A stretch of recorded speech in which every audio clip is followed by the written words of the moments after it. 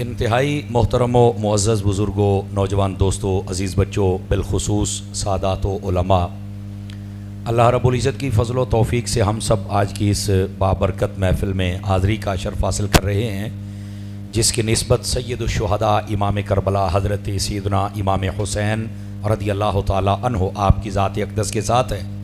اور بیچ میں یہ عنوان بھی آپ کے سامنے عرض کیا جائے گا کہ نبی پاک صلی اللہ علیہ وسلم، آپ کے صحابہ کرام اور آپ کی جو اہل بیت اطہار ہے، ان کا مقام و مرتبہ کیا ہے۔ چونکہ یہ بڑا ایک عجیب دور آ گیا فتنوں کا، یہ جتنے بزرگ بیٹھے ہیں آپ ان سے پوچھیں، آج کل کے جو دور میں فتنے چل رہے ہیں یہ ان کے زمانے میں نہیں تھے۔ ان کے زمانے میں علم تھوڑا تھا پر ادب زیادہ تھا، لیکن آج کا مسئلہ یہ ہے کہ لوگوں کے پاس علم زیادہ ہے پر ادب کوئی نہیں۔ حالانکہ ہمارا جو دین ہے اس کے اندر آداب زیادہ سکھائے جاتے ہیں۔ چونکہ علم تو شیطان کے پاس بھی بہت تھا، لیکن وہ آدم علیہ السلام کا ادب نہیں کر سکا تو اس کو جنت سے باہر آنا پڑا۔ تو اصحاب کہف کے پیچھے چلنے والا کتا تھا، اس نے ان کا ادب کر لیا تو اللہ نے اسے بھی جنت عطا فرما دی۔ تو اس واسطے اس نقطے کو آپ سمجھیں آپ حضرات کہ ہمارے اندر ادب و آداب زیادہ ہونا چاہیے۔ بزرگوں نے فرمایا ہے کہ زیادہ علم سے بہتر ہے کہ زیادہ ادب بندے کے اندر آ جائے۔ تو اس واسطے کوشش کیا کریں، بالخصوص جتنی مقدسات دینیہ ہیں، یعنی وہ صحابہ کرام ہوں، اہل بیت اطہار ہوں، نبی پاک علیہ السلام کی ازواج پاک ہوں، آپ کی اولاد پاک ہو، یا پھر آپ سے نسبت رکھنے والی کوئی چیز بھی ہو، اور بالخصوص اس امت کے علماء کبار، اولیاء اعظام، ان سب کا ادب و احترام ہمارے اندر ہونا چاہیے۔ اور اگر ان کا ادب نہیں ہے تو آپ دیکھیں نا، یہ جو دین ہم تک پہنچا ہے یہ صحابہ اور اہل بیت اور اس کے بعد ائمہ مجتہدین اور اولیاء کاملین کے ذریعے سے پہنچا ہے۔ تو اگر ہم ان کو ہی نہیں مان رہے تو ہم جب اپنے دین کے محسنوں کے نہیں ہو سکتے تو ہم اللہ رسول کے کیسے ہو سکتے ہیں، ہم دین کے کیسے ہو سکتے ہیں؟ تو اس واسطے ان محسنوں کا ادب ضروری ہے۔ آپ نے سنا ہوگا کہ جو اپنے محسن کو نہیں مانتا وہ نمک حرام ہوتا ہے، تو ہمیں نمک حرام نہیں بننا، ہمیں نمک حلال بننا ہے۔ تو اس واسطے جتنے بزرگ ہیں ان کا ادب، آداب اور احترام اور مقدسات دینیہ اور پاکان امت کا لحاظ رکھنا یہ بہت ضروری ہے ہمارے دین کے اندر۔ تو کیا میں امید کروں کہ اس اعتبار سے پرفتن دور میں بھی ہم سب ان بزرگوں کا ادب اور احترام کریں گے۔ یہ میری نصیحت ہے آپ سب کی خدمت میں، آپ نے ادب کا دامن اپنے ہاتھوں سے نہیں چھوڑنا، پہلی گزارش۔ دوسری بات یہ ہے، نبی پاک صلی اللہ علیہ وسلم کی جو اہل بیت ہے اس کا بھی مقام و مرتبہ وراء الورا ہے، اور صحابہ کا بھی وراء الورا ہے۔ آپ سنیں گے تو آپ کو لطف آئے گا، یہ نقطہ سمجھے تو آدھے مسئلے حل ہو جاتے ہیں، اور اکثر میں سمجھاتا ہوں لوگوں کو، اور وہ یہ ہے، نبی پاک صلی اللہ علیہ وسلم کو اللہ نے جو چیز بھی عطا فرمائی ہے وہ سب سے افضل اور اعلیٰ عطا کی ہے۔ یعنی آپ دیکھیں تو نبی پاک کی جو امت ہے وہ پہلی امتوں سے افضل ہے، نبی پاک کا جو دین ہے وہ پہلے دینوں سے افضل ہے، نبی پاک صلی اللہ علیہ وسلم کی جو کتاب ہے قرآن یہ پہلی کتابوں سے افضل ہے۔ اسی طرح نبی پاک صلی اللہ علیہ وسلم کا جو شہر ہے یہ باقی شہروں سے افضل ہے۔ نبی کریم علیہ السلام کی جو امت ہے یہ پہلی امتوں سے افضل ہے۔ اسی طرح نبی پاک کے جو صحابہ ہیں وہ پہلے نبیوں کے صحابہ سے بھی افضل ہے، اور اسی طرح جو نبی پاک کا گھرانہ ہے کائنات میں سب گھرانوں سے بھی وہ افضل ہے۔ تو اللہ تعالیٰ نے نبی پاک کو جو چیز بھی عطا فرمائی وہ افضل اور اعلیٰ عطا فرمائی ہے۔ تو جب ہر چیز ہی اعلیٰ ہے تو پھر صحابہ بھی اعلیٰ ہیں اور اہل بیت بھی اعلیٰ ہیں۔ یہ نقطہ آپ سمجھیں گے تو پھر آپ کو پتا چلے گا کہ نبی پاک علیہ السلام کا گھرانہ کیا ہے اور آپ کے صحابہ کیا ہے۔ صحابہ کے بارے میں نبی پاک علیہ السلام نے ارشاد فرمایا، میرے آقا فرماتے ہیں، ان اللہ اختارنی واختار لی اصحابی، اللہ نے سب سے پہلے پوری کائنات پر نگاہ کرم ڈالی تو اللہ نے مجھے چنا اور اپنا حبیب بنا لیا، پھر دوبارہ اللہ نے نگاہ ڈالی تو میرے لیے میرے صحابہ کو چن لیا۔ یہ دیکھو صحابہ کرام کا انتخاب یہ میرے رب نے کیا ہے۔ اچھا، جب نبی پاک نے اپنے گھرانے کی بات کی تو آپ یہ صحیحہ ستہ پڑھ لیں، اس کے اندر حدیث موجود ہے۔ نبی پاک صلی اللہ علیہ وسلم ارشاد فرماتے ہیں، اللہ رب العزت نے اس کائنات کے بہترین گھرانے، بہترین قبیلے، بہترین زمانے اور بہترین لوگوں میں محمد کو رکھا ہے۔ صحابہ ہیں تو وہ بھی اعلیٰ ہیں، اور آپ کا گھرانہ ہے تو وہ بھی اعلیٰ ہے۔ یہ یاد رکھیں، نبی پاک علیہ السلام کو اللہ نے جو چیز بھی عطا فرمائی وہ افضل و اعلیٰ ہے۔ تو اس واسطے ہم سب کا حق بنتا ہے ہم نبی کریم علیہ السلام کے صحابہ کی بھی عزت کریں اور نبی پاک علیہ السلام کی اہل بیت کی بھی عزت کریں۔ اچھا اگر یہ نقطہ بھی سمجھ آ گیا تو تھوڑا سا آگے چلے تاکہ میں بات کو مزید کھولوں آپ کے سامنے. نبی کریم صلی اللہ علیہ وسلم آپ کے جو صحابہ کرام ہیں ان کے بارے میں میرے نبی نے ارشاد فرمایا, میرے آقا فرماتے ہیں مثل اصحابی فی الناس کمثل الملح فی الطعام, فرمایا لوگوں میرے صحابہ کی مثال تمہارے درمیان ایسے ہے جیسے تمہاری ہنڈیا میں نمک ہوتا ہے. یہ ہم ہنڈیا بناتے ہیں نا, اس میں نمک ڈالتے ہیں, نمک کے بغیر ہنڈیا کا مزہ نہیں ہوتا, اور جس چیز میں نمک نہ ہو اسے کوئی منہ لگاتا نہیں. اسی طرح فرمایا کہ میرے صحابہ کی مثال تمہارے درمیان ایسے ہے جیسے تمہاری ہنڈیا میں نمک ہے, اور جس ہنڈیا میں نمک نہ ہو اسے کوئی نہیں پسند کرتا, جس کے دل میں میرے صحابہ کا پیار نہ ہو اسے بھی رب رسول پسند نہیں فرماتا. اس واسطے اپنے دلوں کے اندر صحابہ کرام علیہم رضوان کا پیار لے کے آئیں. اچھا یہ تھی صحابہ کی بات. اب آ جائیں ذرا اہل بیت کی بات بھی سن لیں. نبی کریم صلی اللہ علیہ وسلم آپ نے ارشاد فرمایا, اور اس کو مستدرک کے اندر علامہ حاکم نیشاپوری نے لکھا, وہ فرماتے ہیں میرے آقا کریم فرماتے ہیں لو ان رجلا صعد بین الرکن والمقام فصلى فصام ثم لقي الله وهو مبغض لآل محمد قد دخل النار. فرمایا لوگوں اگر کوئی بندہ خانہ کعبے کے اندر کھڑا ہو, سارے بندے غور سے سنیں اس بات کو, اور یہ نقشہ جو میرے نبی نے کھینچا ہے اس کو ذہن میں رکھیں. فرمایا اگر کوئی بندہ خانہ کعبے کے اندر کھڑا ہو اور وہاں باوضو ہو اور نماز نہیں پڑھ رہا ہو, اور فرمایا کہ روزہ رکھا ہوا ہو, ایک طرف حجر اسود ایک طرف مقام ابراہیم یعنی جہاں کعبے کا دروازہ آتا ہے وہاں کھڑا ہو, فرمایا وہیں کھڑے ہو کے مر جائے تو فوراً یہ نہیں کہہ دینا کہ بندہ جنتی ہے کعبے سے مر گیا ہے. فرمایا یہ دیکھنا ہے کہ اس کے دل میں میری آل کا پیار ہے یا نہیں ہے. یہ نبی پاک فرما رہے ہیں, یہ دیکھنا ہے اس کے دل میں میری آل کا پیار ہے یا نہیں ہے. اور غور سے سنیے گا اگلا جملہ, فرمایا اگر میری آل کا پیار نہ ہو تو یہ کعبے میں مرنے والا, یہ روزہ رکھنے والا, یہ نماز پڑھنے والا, یہ حجر اسود کی برکات لینے والا, یہ جنت میں نہیں جا سکتا, سیدھا جہنم میں جائے گا. اور یہاں سے ایک بات سمجھے, آپ کہیں گے اے کعبے چ مرن والے بھی جہنم میں جانا ہے, تو میں کیا موڑ جنت یا مالکاں دے نال کر لوے آپ پیار. جنت کے بادشاہوں سے تو محبت کرتا نہیں تو جنت میں جائے گا کیسے. گرامی قدر حضرات اس واسطے بات سمجھنے. اور یہاں ایک اور بات بھی سمجھ لیجئے, بعض لوگ کہتے ہیں نہیں جی کلمہ پڑھ لیا تو سب ٹھیک ہے جی, جیسے وہ مرزا جیل میں کمرے میں بندھا ہوا ہے اور وہ بڑی بک بک کرتا رہتا ہے, نہیں جی مسلمان کہہ دیا تو سب کوئی ٹھیک ہے. تو میں نے کہا یہ جو خانہ کعبے میں کھڑا ہو کے نماز پڑھ رہا ہے تو یہ بھی مسلمان نہیں. تو پھر نبی پاک نے کیوں فرمایا کہ اگر اس کے دل میں میری آل کا پیار نہ ہو تو کبھی جنتی نہ کہنا, وہ جہنم میں جائے گا اور سیدھا جہنم میں جائے گا. تو کیا نبی پاک کو نہیں پتا تھا کلمہ کو جنت میں جائے گا؟ میں کیا کروں ایسا کلمے پڑھنے والے بندے کا جو کلمہ پڑھ کے نبی پاک کے صحابہ کا مخالف ہے, جو کلمہ پڑھ کے نبی پاک کی اہل بیت کا مخالف ہے, جو کلمہ پڑھ کے قرآن و حدیث کی تعلیمات کا مخالف ہے. بتاؤ ایسے کلمے پڑھنے والے کا ہم کیا کریں؟ اور ویسے بھی آپ یہ جو آج کل ایک فتنہ ہے نا, نہیں جی یہ تو کو مولویاں دے روڑے لگ دے نا, بس کلمہ ہے تو ٹھیک ہے سب. او بھائی میری بات سنو, ترمذی شریف میں حدیث ہے, نبی پاک کے پاس ایک جنازہ لایا گیا تو آقا کریم سے کہا حضور یہ جنازہ پڑھائیں. حضرت جابر اس حدیث کے راوی ہیں, فرمایا میں نے جنازہ نہیں پڑھانا. اب نبی پاک کی بارگاہ میں کوئی یہودی عیسائی کا جنازہ تو نہیں تھا نا, جنازہ تو کسی کلمہ گو کا ہی ہوگا نا. حضور نے فرمایا میں نے نہیں پڑھانا. حضور کیوں نہیں پڑھانا؟ فرمایا انہ کان یبغض عثمان, یہ میرے عثمان سے بغض رکھتا ہے اس لیے میں نے جنازہ نہیں پڑھنا. یہاں پر کسی نے بھی یہ نہیں کہا یا رسول اللہ ٹھیک ہے عثمان کو نہیں مانتا, اللہ کو تو مانتا ہے نا, آپ کو تو آخری نبی مانتا ہے نا, قیامت کو تو مانتا ہے, دین کو تو مانتا ہے, یعنی باقی تو سب کچھ مان رہا ہے, ایک عثمان کو نہیں ماننے تو کیڑی گل ہے. فرمایا نہ ایسے بندے کو نہ خدا قبول کرتا ہے نہ مصطفیٰ قبول کرتا ہے جو صحابہ کا نہیں ہوتا. تو میں کہتا ہوں ایسا کلمہ پڑھنے والوں جو صحابہ کے دشمن ہو تو تمہارے کلمے کا تو اعتبار ہی نہیں ہے, اور ایسے بندے جو اہل بیت کے دشمن ہیں او بھائی تمہارے کلمے کا تو اعتبار ہی نہیں ہے. کلمہ قبول ہی اس کا ہے جو کلمہ پڑھنے کے بعد نبی کے صحابہ کا بھی نوکر ہے, نبی کی اہل بیت کا بھی نوکر. لوگوں نے تماشے بنائے ہوئے ہیں, نہیں جی وہ دیکھو جب کلمہ پڑھ لیا تو پھر چھڈو پرے. نا میرے نبی نے آکھیا نہیں بھئی انہیں کلمہ پڑھ لیا تو چھڑ دیو, نبی پاک نے تو نہیں چھوڑا.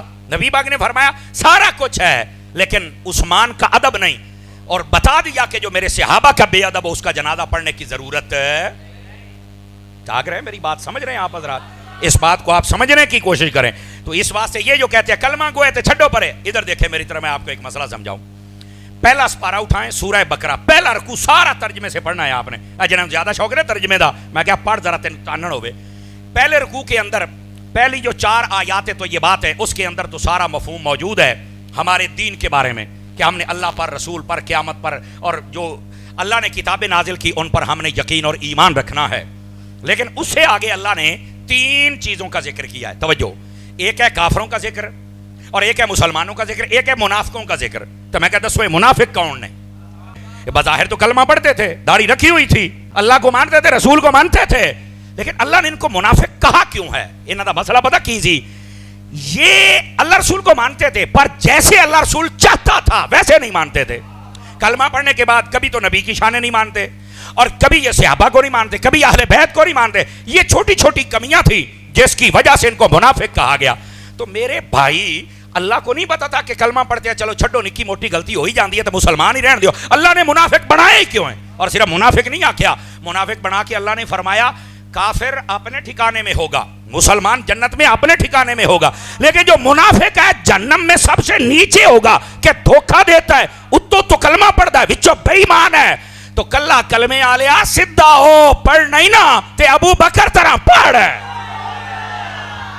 حضرت عمر کی طرح پڑھ، عثمان کی طرح پڑھ۔ تو میں عرض یہ کر رہا ہوں، یہ جو چورن بیچا جاتا ہے، نہیں جی کلمہ گو ہے تو سارے اکٹھے ہو جائیں، اور نہیں جی سارے ادھر دیکھو، میری بات غور سے سنو، میں نے کہا اگر کلمہ گو سارے اکٹھے ہو جائیں اور ایک دوسرے کے پیچھے نمازیں پڑھیں، یہی تمہیں دین سمجھ آیا ہے، تو میں نے کہا امام حسین نے کربلا میں تمہارا جنازہ نکال کے رکھ دیا ہے۔ کربلا کے اندر سامنے 22,000 کا لشکر تھا، اور وہ بھی کلمہ پڑھتا تھا، داڑیاں بھی تھی ان میں، حافظ قاری اور عالم بھی تھے، لیکن امام حسین نے نہ ان کا کلمہ دیکھا ہے، نہ داڑیاں دیکھی ہیں، نہ ان کی نماز دیکھی ہے، نہ اذان دیکھی ہے، نہ ان کے پیچھے کھڑے ہو کر نماز پڑھی ہے۔ امام نے بتایا بات کلمے کی نہیں ہے، بات کلمہ پڑھنے کے بعد نبی کی عزت کی ہے، صحابہ کی عزت کی ہے، اور اہل بیت کی عزت کی ہے، اور دین کی عزت کی ہے۔ جو کلمہ پڑھ کے ان پاکوں کی عزت نہیں کرتا اس کے کلمے کا کوئی اعتبار نہیں ہے، اور جو کلمہ پڑھ کے ان کی عزت کرتا ہے وہ جہاں بھی رہے ہمارے سر کا تاج ہوتا ہے۔ تو اب یہ جو کہتے ہیں کلمہ ہے تو بس سارے اکٹھے ہو جاؤ تو ایک دوسرے پیچھے نمازاں پڑھ لو، جیسے یہ مرزا جیل میں کہتا ہے، تو میں کہا امام حسین نے پیچھے نماز کیوں نہیں پڑھی؟ کیا خیال ہے؟ تو میں یہ عرض کر رہا ہوں کہ ہمیں سمجھنا چاہیے کہ اصل حقائق کیا ہیں۔ اور ویسے بھی میں آپ کو بتا دوں، یہ مرزا جلمی کے بارے میں اس نے مجھے کہا ہے کہ تھوڑا وہ لوگ اس کے ہیں تو ان کو تھوڑا، ورنہ میں تو نہ ہی نہیں لیندہ، چونکہ ہوں فوت ہو گیا ہے تے او دی قبر بھی نہیں لبدی پئی تے میرا لکھ لو گل لبنی بھی نہیں۔ کیا بس جنوں غوث پاک دھتکار دین، جنوں داتا صاحب دھتکار، جنوں ولی دھتکار دین، سمجھ آئی ہے؟ وہ کتھے لبے گا جناب؟ ایتھے یزید ورگے نہیں لبیا، نکا جیا یہ کدھر جا؟ تو اس لیے میں تو اکثر اب ذکر کرنا بھی چھوڑ گیا ہوں، لیکن میں نے آتے آتے کہا کہ نہیں تھوڑا جیا تاکہ وہ بچوں کو سمجھ آ جائے۔ تو اس کی جو تعلیمات ہیں وہ بدتمیزی اور بے حیائی اور آزادی پر مشتمل ہے۔ ہمارا جو دین ہے نہ بدتمیزی سکھاتا ہے، نہ بے ادبی سکھاتا ہے، نہ آزادی سکھاتا ہے۔ ہمارا دین ہمیں ادب سکھاتا ہے، پیار سکھاتا ہے، اور مصطفیٰ کی غلامی سکھاتا ہے۔ تو امام حسین نے کسی دے پیچھے بھی نماز نہیں پڑھی، تو ہون مڑ کی بن سی؟ یہ تو میں نہیں پتا، میں کیا پتا ہوں تے سنی نہ ہوئے۔ آپ سمجھ آئیے آپ سبھی حضرات کو؟ تو آپ فکر مند نہ رہا کریں کہ ہمارے سوال کا جواب نہیں آتا۔ میں نے کہا سوال کرنے والا پاگل ہے، آپ سوال کریں، جواب آپ کو ملے گا اللہ کی رحمت سے۔ نبی پاک صلی اللہ علیہ وسلم کے صحابہ اور اہل بیت ایک ایک حدیث میں نے سنائی، اور اس کے بعد آپ کو یہ بتلایا کہ ہمارا جو دین ہے اس کے اندر اصل صرف کلمہ پڑھنا نہیں، کلمہ پڑھنے کے بعد ادب و آداب اور پاکان امت کا لحاظ ضروری ہے، ورنہ میرے نبی نے تو ساری باتیں واضح فرما دی ہوئی ہیں۔ اب آ جائیے ذرا اگلی بات، گرامی قدر حضرات، یہ جو واقعہ کربلا ہے یہ کب پیش آیا اور کیوں پیش آیا؟ یہ سوال ہے، اس کا جواب سنیے۔ نبی پاک صلی اللہ علیہ وسلم کے پردہ کرنے کے 50 سالوں کے بعد یہ واقعہ پیش آیا۔ کتنے سالوں کے بعد؟ یہ جب آپ ایسی باتیں سنیں گے نا تو آپ کا ذہن کھلے گا کہ اصل مسئلہ یہ ہوا کب تھا، اور وجہ یہ تھی اس وقت ایک ایسا حکمران آیا تھا جس کا نام تھا یزید، ٹھیک ہے؟ یہ اس حکمرانی میں اپنی من مرضیاں کرنا چاہتا تھا۔ تو امام حسین رضی اللہ تعالیٰ عنہ آپ نے فرمایا کہ بھائی اپنی من مرضیاں نہیں، ہمیں پتا چلا تیرا کردار ٹھیک نہیں ہے، تو اپنی من مرضیاں کرتا ہے۔ اور ان کے ساتھ حضرت عبداللہ بن عباس تھے، عبداللہ بن زبیر تھے، عبداللہ بن عمر تھے، سمجھ آ رہی؟ اور عبداللہ بن زبیر بھی تھے، یاد رکھیے یہ سارے اکٹھے تھے. ان سب نے کہا، یہ اس وقت مقتدر اور بڑے اور وہ لوگ تھے جن کی طرف سارے لوگ توجہ کرتے تھے.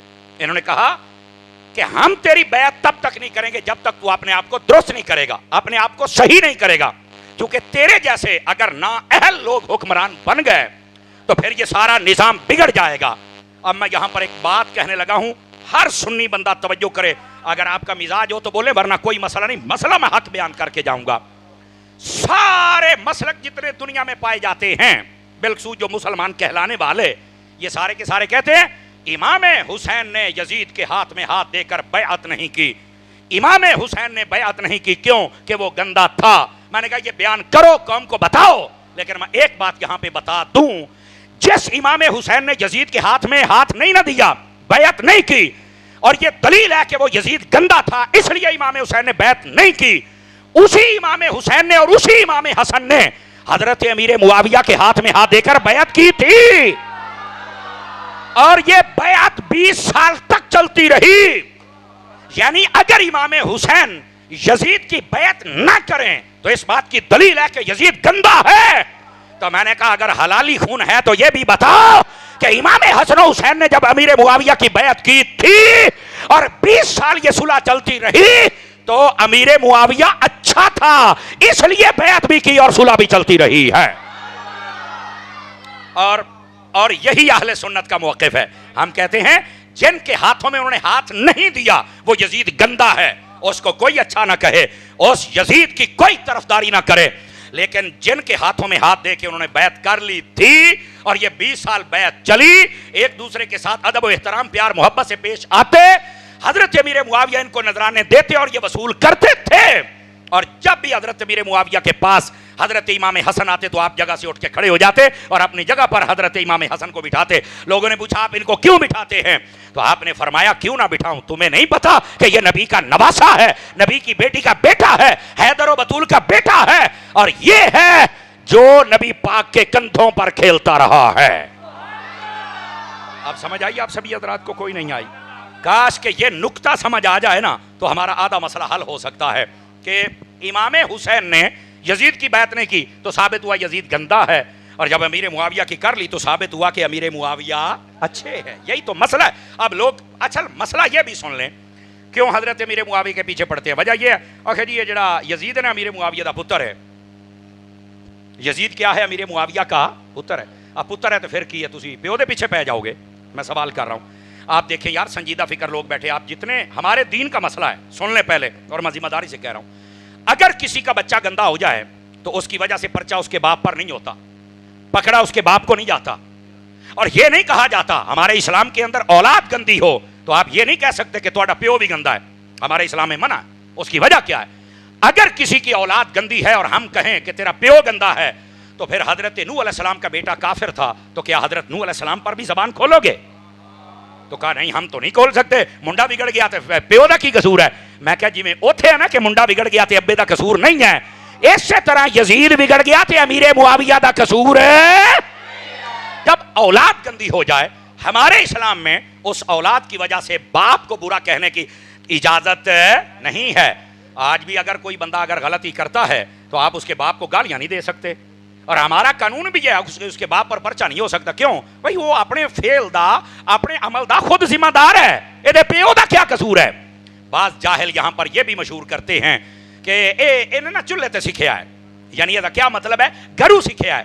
تو میں نے کہا آج جتنے بزرگ بیٹھے ہیں ان کا کوئی بیٹا معاذ اللہ نہ کرے کسی کا بیٹا بگڑ جائے، کوئی شرابی بن جائے، ڈاکو بن جائے، لٹیرا اچکا بدماش بن جائے، تو کیا انہیں چولہے تو سکھیا ہے؟ اگر تمہارا کوئی بھائی یا بیٹا بگڑ جائے تو بتاؤ تم نے سکھایا ہے؟ چولہے تے سکھایا ہے؟ تہاڈا چولہا ڈاکو پیدا کرتا ہے، قاتل پیدا کرتا؟ اوکے نہیں یار ساڈے چولہے تے دی ہوئی گل ہی نہیں ہوئی، ساڈے گھر تھی ہوئی گل ہی نہیں ہوئی، ہم تو یہ تربیت نہیں کرتے. اے تو ساڈا منڈا سی باہر پتہ نہیں کدے نال رلیا تے جناب علی بگڑ گیا تو سانو تو کچھ نہ آکھو. تے میں کہا جی تینوں کچھ نہ آکھیے تے مڑ صحابی رسول نے بھی کچھ نہ آکھا. اس آپ سمجھتے ہیں کہ شاید تقریروں کا مقصد ہی کوئی نہیں. اے تقریراں ہونیاں نے تے تواڈے عقیدے ٹھیک ہونے نے نا. یہ تقریریں ہونی ہیں تب سب سوالوں کے جواب آئیں گے نا. تو اس واسطے ہمارے اسلام کے اندر اس چیز کی اجازت نہیں ہے. یزید گندا ہے، پلید ہے، اور یزید فاسق ہے، فاجر ہے، جری علی الکبائر ہے. اعلیٰ حضرت صاحب رحمۃ اللہ علیہ آپ نے فتح رضیہ شریف کے اندر یہی باتیں لکھی جو میں سنا رہا ہوں. فرمایا یہ یزید یہ ظالم تھا, بالکل قصوروار ہے یزید, اور جو امام حسین ہیں وہ بے قصور ہیں, وہ مظلوم ہیں, جنت کے بادشاہ ہیں, ہماری آنکھوں کے تارے ہیں, ہمارے ٹوٹے ہوئے دلوں کے سہارے ہیں. تو عرض یہ کر رہا ہوں میری جان, یہ جو بیٹا بگڑ جائے اس کی وجہ سے باپ کو کچھ کہنے کی اجازت ہمارے اسلام میں. تو یہ جو لوگ زبانیں کھولتے ہیں آپ خدا کا خوف کیا کریں, ورنہ جب آپ کا کوئی بھائی بگڑے گا تو پھر میں پوچھاں گا بھی ہن ملے والے تیرے پیو نوں آ کے دبن تے تیرے تے کی گزرے گی, اور تیرا بچہ جدو بگڑے گا ڈاکو بنے گا, لٹیرا تے ٹک ٹاکر بنے گا, تو پھر میں پوچھاں گا بھی سارے آ کے تینوں آکھن گے بے تو سکھایا, تو کہنا میرا کی قصور ہے. تو میں کہا پتر اپنے گاڑی چوں پنجاڑی کڑھائی جاننا ہے. یہ جو یزید تخت نشین ہوا, اب سنیے میری بات, حضرت امیر معاویہ کا انتقال ہوا, یزید تخت نشین ہوا, اور اس نے کہا سارے میری بیعت کرو.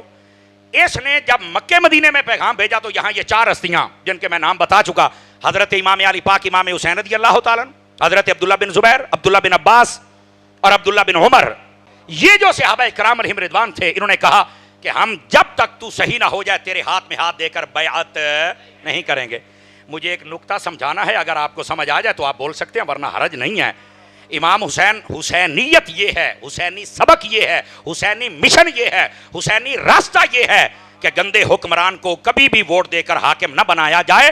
اس وقت بیعت کا مطلب ووٹ لینا ہوتا تھا. تو میں نے کہا ویسے تو امام حسین کی بڑی دیگیں بناتے ہو اور سبیلے لگاتے ہو, اور جب تم ووٹ دیتے ہو تو کبھی سوچا ہے ہم کس کو دے رہے ہیں؟ امام حسین نے تو گندے بندے کو حکمران بننے کی اجازت ہی نہیں دی, اس کے ہاتھ میں ہاتھ ہی نہیں دیا. تو آپ کیسے حسینی ہیں؟ جب آپ انتخاب کرتے ہیں تو کبھی سوچا ہے ہم کیسے بندے کو حاکم بنا رہے ہیں؟ یہ ہمارے لیے سوالیہ نشان ہے. جس دن ہم نے سوچ لیا تو انشاءاللہ پھر یہ 2 نمبر بندے آگے نہیں آئیں گے, پھر نظام مصطفیٰ آگے آئے گا. تو حسینی مشن یہ ہے, اچھے بندے کو حکمران بنانا چاہیے, اچھے بندے کو ووٹ دینا چاہیے, اور دین سے محبت کرنے والے کو, اور جو دین کا باغی ہو اس بندے کو کبھی بھی سپورٹ کرنے کی اجازت. یہ حسینی مشن ہے. یہاں پر آ کے ہم کیوں بھول جاتے ہیں؟ یہ سنت مولوی سارا کوئی دسی جاندہ ہے, تو بتا, میں نہیں بتاؤں گا تو کون بتائے گا؟ مجھے بتاؤ نا. میں نے کرسی پہ بیٹھ کر اس کا فریضہ نہیں پورا کرنا؟ جدو میں مر جانا میں کلیاں قبرے جانا, تسی تو میں نہ کو نہیں جانا. دعا کر چھڑو گے تو سبحان اللہ, نہیں جانا تو میں کلے آنا. تو کم از کم میں یہ چاہتا ہوں کہ میں کرسی کا حق ادا کر کے جاؤں. میں آپ کو بتاؤں کہ اس ممبر پہ اگر میں آیا تھا تو میں نے حق بیان کیا ہے. کئیوں کو اگر نہیں اچھا لگتا تو میں کیا کروں؟ ویسے سنی ہوتا ہے ایسا کوئی نہیں, جس کو بات اچھی نہ لگے وہ سن کے خوش ہوتا ہے. تو حسینی مشن پہ آ جائیے. اب آئیے ذرا اگلی بات بھی توجہ طلب, اور میرے غور سے سننے والی بات ہے, سنا دوں اگر اجازت ہو تو. ادھر دیکھیں, 2 کردار تھے, 2 میدان کربلا کے اندر. میں اپنے لہجے میں سادہ کر کے بات کہہ رہا ہوں. ایک تھا یزیدی کردار اور ایک تھا حسینی کردار. یزیدی کردار کیا ہے؟ فاسق ہے, فاجر ہے, شرابی ہے, کبابی ہے, بے ادب ہے, گستاخ ہے, سودی ہے, باندر نچاتا ہے, بے عمل ہے. یہ یزیدی کردار ہے. ڈاکو چکا سب کچھ ہے, یہ یزیدی کردار ہے. حسینی کردار کیا ہے؟ نماز ہے, روزہ ہے, سجدہ ہے, پردہ ہے, ادب ہے, احترام ہے, صبر ہے. صحابہ کرام کا ادب ہے, اہل بیت کا ادب ہے, اور بالکل پورے معاشرے میں امن کا سبق ہے. یہ ہے حسینی مشن. یہ میں نے 2 شیٹیں آپ کے سامنے رکھی ہیں, سمجھ آئی؟ 2 کردار آپ کے سامنے, ایک یزیدی ایک حسینی کردار. میں صرف آپ سے سوال یہ کرنا چاہتا ہوں, آپ مجھے بتائیں ہمیں حسینی کردار اپنانا چاہیے یا یزیدی کردار اپنانا چاہیے؟ ایمان سے بتائیے, ہم حسینی کردار اپنانے میں کمزور ہیں کہ نہیں ہے؟ بتاؤ مجھے, بولو سارے. خاموش ہو گئے نا. ہم حسینی کردار اپنانے میں کمزور ہیں. ہم نے صرف امام حسین کا نام نعروں کی حد تک رکھا ہوا ہے. حسینی مشن اپلائی کرو, حسین کا کردار اپلائی کرو, امام علی مقام کے مشن کو جاری کرو. نماز بھی ہو, صبر بھی ہو, سجدہ بھی ہو, پردہ بھی ہو, عبادت بھی ہو, ادب بھی ہو, احترام بھی ہو, ساری کائنات میں لاگو کر دو ان سارے اسباق کو, تو پھر تو پتہ چلے کہ یہ معاشرہ حسینی ہے. لیکن ہے کیا؟ توجہ میری طرف رکھنا. ہمارا قصور یہ ہے, سارا سال اکثر بندے کام یزید والا کرتے ہیں, یعنی بے نمازی بھی ہیں, فاسق بھی ہیں, فاجر بھی ہیں, شرابی, کبابی, اچکے, چور, ڈاکو, لٹیرے, سود بھی کھاتے ہیں, اور 10 محرم کا دن آتا ہے تو امام حسین کی دیگیں پکا کے بیٹھ جاتے ہیں. آگئی نہ سمجھ؟ دیکھو اتلا سا ہوتے تو تلمہ تلے رہ گیا. حقیقت بھی یہی ہے, ہم لوگ کمزور ہیں, ہم غلطی پر ہیں. ہم سب کو چاہیے اگر نام حسین کا لیتے ہیں تو کام بھی حسین کا، ورنہ نام لینا چھوڑ دو. نام حسین کا لیتے ہو، کام یزید والے کرتے ہو. آپ دیکھیں، اگر آپ ٹی وی کھول کے دیکھیں، جتنے پورا سال ناچنے والے اور ناچنے والیاں ہیں انہوں نے ایک مخصوص لباس پہن لیا اور سارے کے سارے امام حسین کا ذکر کرنے چل پڑے. بدکاروں کو کیا حاجت ہے امام حسین کے ذکر کرنے کی؟ پہلے تو مجھے یہ بتائیں نا، کیا امام حسین نے یہ سبق دیا تھا سارے سال ڈرامے بازیاں کرو، بازار حسن میں ناچو، اور ان دنوں کے اندر آ کے تم ہمارا نام لو؟ امام حسین کا جو نام لے رب تو اسے ویسے ستھرا فرما دیتا ہے. کام یزید والے اور نام حسین کا، 10 دن کے لیے مسلمان، یہ ہمارا قصور ہے. اور دیکھو اس لیے ہم کہتے ہیں ٹی ویوں سے دین نہ لو، مدینے سے لو، اور مدینے والے کے غلاموں سے دین لو. کون بتائے گا تمہیں اتنی جرت کے ساتھ؟ لوگ ڈرتے ہیں، لیکن میں نے کہا جب حسین نہیں ڈرا تو حسین کا غلام کیوں ڈرے گا؟ میرے نام میں تو ویسے ہی عباس آتا ہے، سمجھ آ رہی ہے میری بات کی؟ اور مجھے عباس کی وہ جو حلاوت اور مٹھاس اور پیار ہے وہ نصیب ہے. اس واسطے میری جان ہم کیا کر رہے ہیں؟ ہم کدھر چلے گئے جناب؟ ہم نے اپنے آئیڈیل کن کو بنا لیا؟ تو کیا میں امید کروں ان باتوں کو سمجھے کہ ہم سب حضرات، گرامی قدر حضرات، یہ جو آج ہمارے بھائی انس صاحب اور بھائی احمد صاحب اور ان کے برادران نے محفل کی ہے نا، میں یہ نہیں کہ یہ جمعے پر مجھے سننے نہیں جاتے، وہاں جاتے ہیں، ہر جمعہ میں یہیں پڑھاتا ہوں. لیکن بات یہ ہے کہ یہاں بات آپ کو وہ کی جائے گی جو آپ کے عقیدے کو بھی صحیح کرے، آپ کے عمل کو بھی صحیح کرے، اور آپ کو امام حسین کا اصلی غلام بنائے. لیکن ہمارے لیے مشکل ہوتا ہے. ایوڑیاں تقریرا میں ایسے احمد نہیں تو روکے بھی، خبردار کوئی بندہ نہ اٹھے، میری گل سنو. مجھے پتا تھا آپ پریشان ہو جائیں گے، چونکہ ہم نے سنا ہوا ہے سور والا مولوی آ جائے، کنا تے انگلیاں رکھ لوے تو جڑ جائے جناب گھوڑا ہنج گیا تو ہنج گیا تو ہنج گیا. یہ باتیں سن کے رو دو کہ ہم گھر چلے جائیں گے. ہم یہ حسینیت نہیں بیان کرتے، چونکہ اعلیٰ حضرت صاحب رحمۃ اللہ علیہ آپ نے فتاوی رضیہ شریف میں لکھا ہے کہ آپ ذکر شہادت امام علی پاک کریں لیکن روایات صحیحہ ہوں، روایات موضوعہ نہ ہوں، اور آپ کا انداز وہ ایک ناصحانہ ہونا چاہیے. فرمایا انداز ایسا نہیں ہونا چاہیے جس سے بندے ڈر کے چلے جائیں، انداز ایسا ہو جس سے بندے جوان ہو کے چلے جائیں. ہمارے ہاں حسینیت ایسے بیان ہوتی ہے، ایسے لگتا ہے کہ اگر ہم نے کسی یزید کے سامنے ہاتھ اٹھایا نا یا آثار اٹھایا تو وہ ہمیں مار ڈالے گا، تو رو دھو کے سارے چلے جاتے ہیں. حسینیت ایسے بیان کر چھوٹا بچہ بھی اگر حسین نہیں بن سکتا تو خادم حسین بن کے ضرور جائے یہاں سے. امام علی پاک رضی اللہ تعالیٰ عنہ آپ کا پیغام کیا ہے؟ میں ذمہ داری سے کہتا ہوں، جتنا مطالعہ میں نے کیا جو مجھے سمجھ آیا، امام حسین کا پیغام امن ہے. امام حسین کا پیغام. آپ کہیں گے تاری صاحب وہ کیسے؟ امام علی پاک جب دیکھا نا کہ یزید کے بندے مدینے میں آ گئے ہیں اور یہاں ماحول خراب کرنا چاہتے ہیں، امام حسین ایک اشارہ کرتے تو ان کو ٹکڑے کر دیے جاتے، ماحول بدل جاتا. لیکن آپ نے فرمایا میں یہاں بد امنی نہیں چاہتا. حسین امن کا نام ہے. امام پاک رضی اللہ تعالیٰ آپ نے مدینہ چھوڑ دیا، اور مدینہ اس لیے چھوڑا تھا کہ یہاں لڑائی جھگڑا نہ ہو جائے. ابھی تو کسی کو نہیں پتا تھا کہ یہ کربلا جائیں گے، شہید ہوں گے، یہ منظر نامہ ہی نہیں بنا تھا. صرف یہاں یزید کے بندے تھے جو کہتے تھے بیعت کرو. آپ نے کہا میں نے نہیں کرنی جب تک اطمینان نہ ہو جائے. انہوں نے جب زیادہ ہی تنگ کرنا شروع کیا تو آپ نے مدینہ چھوڑا اور آپ مکے میں چلے گئے. جب آپ مکے میں پہنچے نا، رجب کی آخری تاریخیں 27 رجب تھی جب آپ نے مدینے سے سفر شروع کیا. 3 یا 4 شعبان کو آپ مکے میں پہنچے. مکے میں پہنچے تو یزیدیوں کو پتا چلا وہاں ہیں، تو پہلے تو وہاں بھی گئے، لیکن ہوا کیا، انہوں نے انتظار کیا تھوڑا سا. ادھر دیکھیں، شعبان، آگے رمضان، پھر ذوالقعدہ اور پھر ذوالحج. ان کو پتا تھا کہ جب حج کا مہینہ ہوگا تو امام حسین کریں گے حج. تو انہوں نے اپنی پلاننگ چینج کر لی کہ یہاں پر تو امام حسین مانے نہیں اور بیعت بھی نہیں کی، مکے میں تھوڑا ٹائم دو ان کو، حج کے رش میں ہم امام حسین کو مار ڈالیں گے، قتل کر دیں گے. سوچئے ذرا یزید اور اس کے کرندے کہاں تک پہنچے. اب ہوا کیا، امام علی پاک اتنے دنوں میں وہاں تھے نا، مدینے میں بھی رابطے میں تھے، مکے کے لوگ بھی آپ کے پاس آتے تھے اور آپ بات چیت کر رہے تھے. اور ادھر سے جو کوفے والے تھے انہوں نے نا خط لکھنا شروع کر دیا امام پاک کو، چونکہ کوفے میں حضرت علی بھی رہے تھے، حضرت امام حسن بھی، امام حسین بھی، تو وہ بڑا ان کے ساتھ گہرا تعلق رکھتے تھے. انہوں نے وہاں سے خط لکھے کہ یزید نے یہاں اپنا ایک امام بنایا ہے، آپ ہمارے یہاں آ کے امام بن جائیں. ہم اس کے امام کے پیچھے نماز نہیں پڑھنا چاہتے، آپ ہمارے امام بنیں. امام حسین کو 150 خط بھی آ گئے. یہ اس تقریباً 3 مہینوں کے اندر یہ سارا پروسیجر چلتا رہا.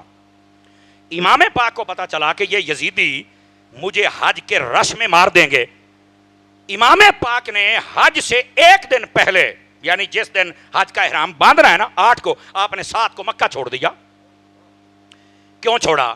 اب یہ بھی ایک نکتہ ہے, بعض لوگ اس پر اعتراض کرتے ہیں, جو خارجی ہے نا وہ اعتراض کرتے ہیں امام حسین کو کیا پڑی تھی, آپ یار حج تو کر لیتے, آپ نے حج نہیں کیا. تو میں نے کہا ظالم امام حسین نے 25 حج پہلے کیے ہوئے تھے, اور اگر ایک چھوڑ بھی دیا ہے تو اس میں کوئی وجہ ہے, پہلی بات. دوسری بات یہ ہے امام حسین کو پتا تھا, نکتہ سمجھیے گا, کہ اگر اس رش میں میں شہید ہو گیا تو میرا قاتل نہیں ملے گا, چونکہ رش میں قاتل نہیں ملتا. حضرت عثمان غنی کا قاتل آج تک نہیں ملا.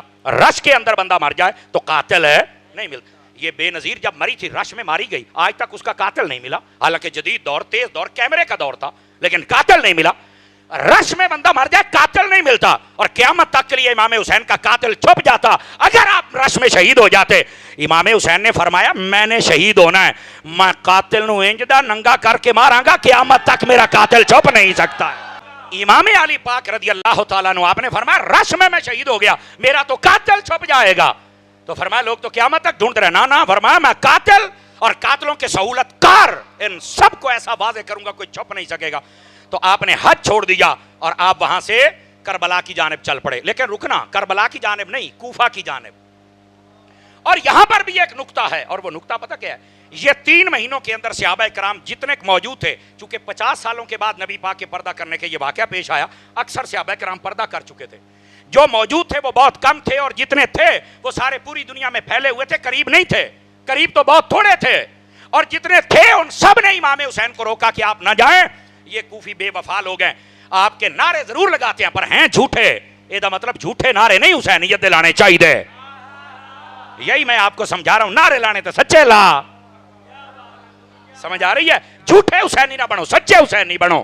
وہ کوفی ہیں جو جھوٹے حسینی, جب امام پاک گئے تو وفا نہ کر سکے. لیکن اب ہوا کیا, غور سے سننے والی بات ہے میرے عزیز. امام پاک نے صحابہ کرام سے مشورہ کیا, ٹھیک ہے اگر تو مجھے نہیں جانے دیتے تو کیا کرنا چاہیے. تو صحابہ نے کہا آپ نا وہاں بندہ بھیج کے کوئی حالات معلوم کروائیں, آیا کہ وہ صحیح کہہ رہے ہیں یا نہیں. آپ نے حضرت مسلم بن عقیل کو بھیجا, اور آپ کو پتا ہے مسلم بن عقیل پتا کون ہے؟ یہ حضرت علی المرتضیٰ شیر خدا رضی اللہ تعالیٰ عنہ آپ کے بھائی کے بیٹے ہیں, یعنی امام حسین کے چچا کے بیٹے حضرت امام مسلم بن عقیل. تو آپ نے اپنے قریبی بندہ, اپنے گھر کا بندہ اور اہل بیت کا بندہ بھیجا. وہ گیا کوفے میں, تو کوفے والوں نے پہلے دن ہی 18,000 بندوں نے بیعت کی, دوسرے دن 40,000 بندے ہو گئے. آپ نے خط لکھ دیا کہ جناب آپ آ جائیں, یہ تو بندے واقعی آپ کو امام بنانا چاہتے ہیں تو آپ آ جائیں. یہاں پر نہ اقتدار کی جنگ تھی, نہ آپ جنگ کے لیے گئے تھے, انہاں امامت واسطے سدیا سی, اینی گل سی. یہاں جی امام پاک تو دین بچانے گئے تو صحابہ کیوں نہیں گئے؟ اور میں نے کہا گئے تھے امامت کے لیے, امام واسطے سدیا سی, لیکن وہ مقتدی 2 نمبر نکلے کہ جدو یزید نے لالچ دیتا تھے یزید دے نال ہو گئے. حسینی وہ تھے جو مدینے میں بھی حسین کے ساتھ تھے, مکے میں بھی حسین کے ساتھ تھے, اور کربلا میں بھی حسین کے ساتھ کھڑے رہے. امامت کے لیے بلایا تھا. یہاں اقتدار کی جنگ ہی نہیں ہے, کیسے آپ توقع کر سکتے امام حسین اقتدار کی جنگ لڑیں گے؟ اور جنگ کے اندر بندہ 6 ماہ کے بچے لے کے جاتا ہے, جنگ کے اندر بندہ عورتوں کو لے کے جاتا ہے. امام جنگ کرنے نہیں گئے تھے, انہوں نے امامت کے لیے بلایا تھا. امام پاک نے جب اپنا بندہ بھیجا تو اس نے وہاں پر خط لکھ دیا کہ آپ آ جائیں. ادھر سے یزید کو پتا چلا تو اس نے وہاں کا گورنر بدل دیا, ابن زیاد کو بنا دیا. اس نے بڑے بڑے جتنے لوگ تھے سب کو قید کیا, کہنا میں تمہیں قتل کر دینا, نہیں تو سارے مسلم بن عقیل کی بیعت توڑ دو. ان سب نے توڑ دی. یہ تھے جھوٹے. مزہ آ جاتا نا, کہتے جو مرضی کر لا, ہم آل رسول کو نہیں چھوڑ سکتے. لیکن جھوٹے نکلے, 2 نمبر نکلے, بے وفا نکلے. بے وفا نہ حسینی بنی, با وفا بننا ہے. اب ہوا کیا, انہوں نے جب خط لکھ دیا, پیچھے سے حضرت مسلم بن عقیل ان کو شہید کر دیا گیا. واقعہ لمبا ہے, میں صرف آپ کو صورت مسئلہ سمجھا رہا ہوں. آپ جب شہید ہو گئے, ادھر سے حضرت امام علی پاک میں نکل پڑے. حضرت امام مسلم بن عقیل کا خط حضرت امام حسین کو مل گیا. آپ نے پڑھا کہ بھائی جان آپ یہاں پر آ جائیں, یہ بندے بالکل 40,000 بندوں نے آپ کی بیعت کر لی, آپ تشریف لے آئیں. توجہ میری طرف رہیے. امام حسین نے اپنے گھر کا بندہ کیوں بھیجا تھا؟ یہ نکتہ ہے. کوئی اور بندہ کیوں نہیں بھیجا؟ جواب سنیے گا. امام حسین اگر کسی صحابی کو بھیج دیتے یا کسی صحابی کے بیٹے کو بھیج دیتے اور وہ وہاں جا کے کہتا کہ حضور آپ آ جائیں, اور امام حسین جیسے شہید ہوئے شہید ہو جاتے, تو قیامت تک کے لیے بھونکنے والے صحابہ پر بھونکتے رہتے کہ انہاں صد کے حسین نو مروایا ہے. امام حسین نے اپنے گھر کا بندہ بھیجا اس لیے کہ اگر میں شہید بھی ہو جاؤں تو کوئی صحابہ پر تو زبان نہ کھولے. امام حسین نے اپنے گھر کا بندہ کیوں بھیجا؟ اس لیے کہ کوئی بندہ صحابہ پر انگلی نہ اٹھا سکے. آپ کو پتا تھا کہ یہاں اونچ نیچ ہو سکتی ہے، پر فرمایا صحابہ پر کوئی اعتراض نہ کرے. اگر حسین صحابہ کا اتنا دفاع کرتا ہے تو غلامان حسین بھی تو کرتے ہیں نا. اس لیے میرے بھائی بات سمجھنے کی کوشش کیجئے. حضرت امام علی پاک رضی اللہ تعالیٰ عنہ آپ جب وہاں پہنچے تو راستے میں پتا چلا آپ کو کہ حضرت مسلم بن عقیل کو شہید کر دیا گیا. آپ نے فرمایا اب تو ہم نے جانا ہی جانا، ساڈا بندہ ماریا. انہوں نے پوچھا کہ تو صحیح کیوں کیتا نے. جب آپ آگے پہنچے تو ہور نامی بندہ تھا، 1000 سپاہی تھے، انہوں نے امام حسین کا راستہ روک لیا. آپ آگے نہیں جا سکتے. تو فرمایا کہ کیوں نہیں جا سکتا؟ جی آپ اقتدار نہیں سما. فرمایا میں اقتدار لینے آیا ہی نہیں، مینوں تیرا امامت واسطے سدیا ہے. غور سے سنو ساری باتیں. لوگوں نے پتہ نہیں کتنی لمبیاں کہانیاں گڑیاں نے. اصل مسئلہ یہ ہے امامت کے لیے جا. آپ نے فرمایا کیوں راستہ روکا ہے؟ تو وہ کہتے ہیں وہاں گورنر بدل گیا ہے تو آپ نہ یزید کی بیعت کر لیں. فرمایا میں تو نہیں بیعت کروں گا جب تک مجھے اطمینان نہ ہو جائے. 7 دن تک یہ مذاکرات چلتے رہے. 7ویں دن پانی بند کر دیا گیا. امام حسین نے فرمایا اسی کیڑا پانیاں تے بولنا ہے، اسی کیڑا پانیاں تے بولنا ہے. اس کا مسئلہ کیا تھا؟ جملہ اگر سمجھ آ جائے تو سبحان اللہ. فرمایا وقت بتائے گا کہ جن کے پاس پانی ہوگا وہ پانی پی کر بھی مر جائیں گے، اور ہمارے پاس نہیں ہوگا ہم پیاسے رہ کے بھی نیزے پر چڑھ کے زندہ ہو جائیں گے. میرے بھائی یہ حقائق کربلا ہیں جن کو سمجھنا ضروری ہے. اور میں اسی بات پر اپنی بات کو کلوز کر رہا ہوں. امام علی پاک نے جب سارے لشکر کو دیکھا نا ادھر ادھر بکھیا ہے، آپ نے فرمایا اے فلانے توہیں خط نہیں لکھیا، اور توہیں نہیں لکھیا، توہیں آپ نے سارے بندے پہچان لائے. یہ وہ بندے جو خط لکھ کے بلانے والے اور آپ تلواریں لے کے سامنے کھڑے ہیں. تو کہنے نہیں جی ہوں نہ حالات بدل گئے نے، پہلے گل ہور سی ہوں گل ہور ہے. امام حسین نے فرمایا تو سب بدل گئے ہو، میں کل بھی حسین تھا، میں آج بھی حسین ہوں. بتا یہ رہا ہوں امام پاک نے مدینہ چھوڑا امن کے لیے، مکہ چھوڑا امن کے لیے، کربلا میں پہنچے امن کے لیے، پیاس برداشت کی امن کے لیے. اور 10 محرم والے دن بھی پہلا تیر امام حسین نے نہیں پھینکا، قسم خدا کی نہیں پھینکا. آپ نے فرمایا لوگوں میں تم سے لڑنے نہیں آیا، تم نے مجھے بلایا تھا، یہ تم کیا کر رہے ہو؟ اور انہوں نے جب پہلا تیر پھینکا اور کہنے لگے ہم نے جنگ شروع کر دی، تو امام پاک نے فرمایا یا اللہ تیرا شکر ہے اس بد امنی کی ابتدا میں نے نہیں کی ہے. میں آپ کو پیغام دینا چاہتا ہوں، پورے ملک کو پیغام دینا چاہتا ہوں، امام حسین کا مہینہ آئے بے ادبیاں نہ کرو، گستاخیاں نہ کرو، بد امنیاں نہ کرو، چونکہ امام حسین کا پیغام امن کا ہے. اپنے مسئلے اور عقیدے پر ڈٹ جانا یہ امام حسین کا پیغام ہے. لیکن بد امنی نہیں کی، نہ مدینے میں ہونے دی، نہ مکے میں ہونے دی، نہ کربلا کے میدان میں ہونے دی. 3 دن کی پیاس برداشت کی، وجہ کہ امن امن امن. قتل و غارت ہمارا مقصد نہیں ہے، بد امنی ہمارا مقصد نہیں ہے. یہ ہے حسینیت، یہ ہے آل رسول کا پیغام. لیکن آج لوگوں کو کیا ہو گیا ہے؟ امام حسین کے ذکر پر بد امنیاں ہوتی ہیں. اور یقین کریں محرم کے دنوں میں ہماری پولیس بیچاری کتنی متحرک ہوتی ہے، ادارے اور فوج کو آنا پڑتا ہے کہ امن برقرار رہے. میرے بھائی کیا وجہ ہے کہ امام حسین کے نام پر اتنی تلخیاں ہیں؟ امام حسین کا ذکر ہے اور لوگ لڑائیاں جھگڑے کرتے ہیں. کیا وجہ ہے کہ محرم کا مہینہ ہے اور لوگ صحابہ کرام کے خلاف باتیں کرتے ہیں؟ کیا وجہ ہے کہ محرم کا مہینہ ہے لوگ امام حسین کے مخالف ہیں؟ کیا وجہ ہے کہ محرم کا مہینہ ہے اور لوگ بددمنیاں کرتے ہیں؟ ہم میں سے ہر عناصر پر لعنت بھیجتے ہیں جو بددمنی کرتا ہے. ہم امن والے ہیں، ہم چاہتے ہیں محرم کا مہینہ ہو یا ربیع الاول کا ہو، ہمارے ملک میں امن رہنا چاہیے. آپ بتائیں میں پیغام صحیح دے رہا ہوں؟ بتائیں مجھے ہونا چاہیے امن کے نہیں ہونا چاہیے؟ اور میں تمام مولویوں پیروں ذاکروں سے کہوں گا آپ کو خدا کا خوف کرنا چاہیے. آپ کی وجہ سے بدامنی نہیں ہونی چاہیے. آپ اپنا مسلک اپنا عقیدہ بیان کریں، اور اس کا یہ مطلب نہیں ہے کہ کوئی صحابہ کے خلاف بات کرے یا اہل بیت کے خلاف. ایز اے مسلم ہم سب کو اپنی ذمہ داری پوری کرنی چاہیے اور امن کے راستے پر رہنا چاہیے. اور اہل سنت امن کا راستہ ہے. نہ پریشان کرو اپنے علاقے کو، نہ پریشان کرو اپنے ملک کو، نہ پریشان کرو پولیس کو، نہ پریشان کرو فوج اور اداروں کو. بد امنی پہلے ملک میں بڑی ہے، صحافتی طور پر بد امنی ہے، مذہبی طور پر بد امنی ہے، تاجر تجارتی طور پر بد امنی ہے، سیاسی طور پر بد امنی ہے. پارلیمنٹ والے لڑ رہے ہیں، ایک دوسرے پر جوتے اچھال رہے ہیں. یہ ملک پہلے بد امنی کا شکار ہے. اب تو مساجد اور اپنے مراکز کو بھی بد امنیاں میں ملوث کرو گے. بتاؤ تو میں اور ان دنیا دار جاہلوں میں کیا فرق رہ جائے گا؟ امن قائم کرو، حسین کا پیغام یہ ہے، امن قائم کرنا چاہیے، اپنا اپنا موقع بیان کرو اور قرآن و حدیث کی روشنی میں بیان کرو، نہ آل رسول کو نشانہ بناؤ، نہ ہی اصحاب رسول کو نشانہ بناؤ۔ اللہ کریم ہم سب کی حاضری قبول فرمائے۔